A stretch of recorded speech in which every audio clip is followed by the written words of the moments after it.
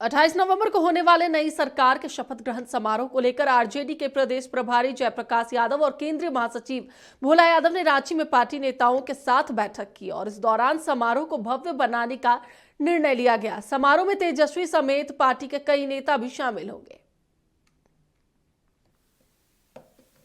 28 तारीख को शपथ ग्रहण समारोह मोहराबादी मैदान में संपन्न होगा और दूसरी बार